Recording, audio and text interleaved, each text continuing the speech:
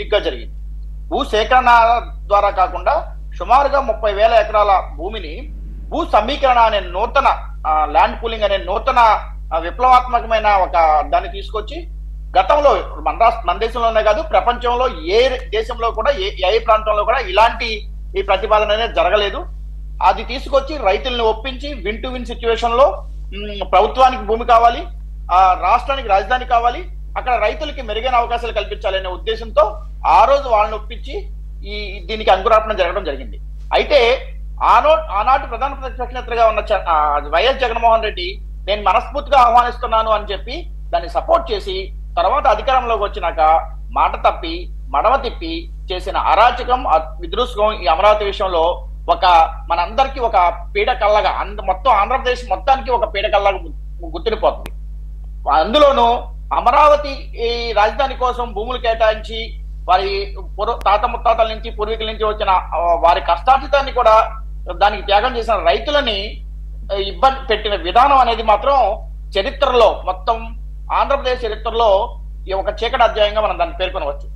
అయితే దాని నుంచి తేరుకుంది, మీరు అన్నట్లు మీరు ఇంట్రడక్షన్ లో చెప్పారు, దాని నుంచి తేరుకొని ప్రభుత్వం మారిన తరిమిలా మళ్ళీ ఏదైతే ప్రజలు కోరుకున్నారు, అమరావతి ఉద్యమ పోరాట యోధులు అందరూ ఉద్యమాలు చేశారు, దాని అన్నిటి కష్టాన్ని ఫలించి ఎన్నడూ లేని విధంగా అంటే భవిష్యత్తులో కూడా మళ్ళీ ఇంత జరగదేమో ఇలాంటి పరిస్థితి 164 సీట్లతో తెలుగుదేశం నేతృత్వం కానీ లేకపోతే కూటమి నేతృత్వంలో కానీ ప్రభుత్వం అధికారంలో రావటం, మళ్ళీ అమరావతిని ప్రాధాన్యంగా తీసుకుని వచ్చిన మరుక్షణమే దాన్ని మొదలెట్టడం అనేది ముందుగా అభినందనీయం. అయితే గతంలో జరిగిన గుణపాఠాలు పాఠాలు అనుభవాలు ఇక్కడ చాలా కీలకమైన విషయం అన్నమాట. అది ఎందుకు అంటే మీరు ఇందాక చెప్పారు ఆలస్యం అమృతం విషయం అన్నట్లు కొన్ని విషయాలు ఆలస్యం అయితే దాన్ని మనం అనుకున్న విధంగా అంటే వాస్తవంగా చెప్పాలంటే అమరావతి విషయంలో ఆలస్యం జరిగిందని అయితే అనుకోను. 2014 నుంచి 19 వరకు వాస్తవంగా చాలా ముందుకి చాలా స్పీడ్గా వెళ్ళారు.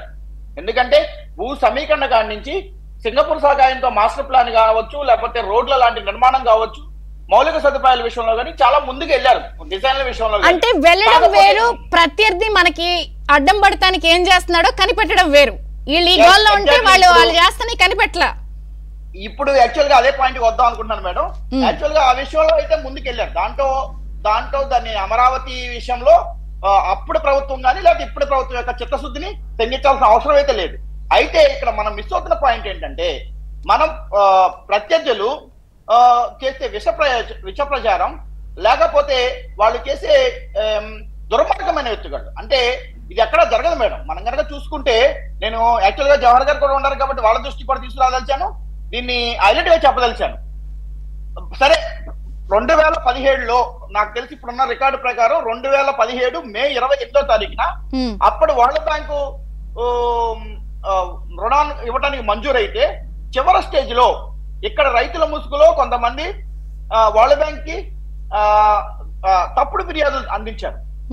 దానివల్ల ఆ రుణం అనేది ఆ ప్రక్రియ అనేది అక్కడతో ఆగి మళ్ళీ రీవెరిఫికేషన్ కి వెళ్ళి కొంచెం డిలే అయింది.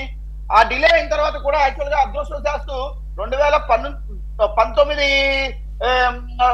సమయంలో మళ్ళీ వరల్డ్ బ్యాంక్ ముందుకు వచ్చింది. మేము $1 మిలియన్ మేము సపోర్ట్ చేస్తామని ముందుకు వచ్చినా కానీ ప్రభుత్వం మారింది. యాక్చువల్లీ ఆ తర్వాత 2019లో అధికారంలోకి వచ్చిన ప్రభుత్వం ఏంటంటే ఒక సామెత ఉంది మేడం, తినే అన్నంలో మన్ను పోసుకోవటం అని చెప్పి, తినే అన్నం పళ్ళెంలో మన్ను పోసుకోవటం అని. ఆ సామెతలో వాళ్లే అధికారంలో ఉన్నారు, వాళ్లే మాకు ఈ రుణం అవసరం లేదు, ఏం అవసరం లేదు, మేము ఈ ప్రాజెక్ట్ నుంచి విరమించుకున్నాం అని చెప్పి 2019 జూలైలో వాళ్ళు ఇచ్చిన స్టేట్మెంట్ అది. అయితే ఇక్కడ నేను ఒక విషయం చెప్పదలిచాను మేడం. సరే అప్పుడు 2017లో కంప్లైంట్ చేశారు. మనం కనుక ఇప్పుడు కనుక తాజాగా చూసుకుంటే మన దౌర్భాగ్యం ఏంటంటే ఆంధ్రప్రదేశ్ రాష్ట్రంలో ఒక విపరీతమైన మనస్తత్వం, ఒక దుష్ట సంప్రదాయాలని పెంచే విధంగా ఒక సైకో ఆలోచనలు పెంచే విధంగా ఈ పేటిఎం ముసుగులో కొన్ని అరాజకాలు జరుగుతున్నాయి. దాన్ని మనం తాజాగా కనుక తీసుకుంటే చంద్రబాబు నాయుడు రీసెంట్ గా యూట్యూబ్ అకాడమీ అవన్నీ అనుకున్నారు, ఆర్టిఫిషియల్ ఇంటెలిజెన్స్ యూనివర్సిటీ అనుకుంటున్నారు. వాళ్ళతో ప్రతినిధులు మనం చేసి వాళ్ళు అనౌన్స్ చేస్తే మేము ఆంధ్రాలో పెట్టుబడులు పెట్టడానికి, అమరావతిలో పెట్టుబడి పెట్టడానికి మేము ఆలోచిస్తున్నాం అని చెప్తే దాని కింద ఫేక్ హ్యాండిల్స్ తో మీరు అమరావతి రావద్దు, అమరావతి వినిగిపోతుంది, అమరావతిలో శాంతి భద్రతలు లేవు, ఆంధ్రప్రదేశ్ లో శాంతి భద్రతలు లేవు అని చెప్పి దాని కింద హైలైట్ గా ప్రచారం చేశారు. అంటే 2017లో ఏదైతే జరిగిందో తప్పుడు ఫిర్యాదులు ఇప్పుడు కూడా అదే జరుగుతుంది. కానీ ఇక్కడ నేనేం చెప్తానంటే ప్రభుత్వం మీద బాధ్యత లేదంటారా? ఇలాంటి వాటిని అరికట్టాల్సిన విషయం ప్రభుత్వం మీద ఖచ్చితంగా బాధ్యత ఉంది అని చెప్పి నేను ఇక్కడ నొక్కదాల్చాను. ఎందుకంటే మెజారిటీ ప్రజలు అభివృద్ధిని కోరుకుంటారు, దాంట్లో నో డౌట్. మొన్న కూడా అలాంటి ప్రజలే దాదాపు 60% మాకు అభివృద్ధి కావాలి, విధ్వంసక అరాజక పరిపాలన అవసరం లేదు అని చెప్పి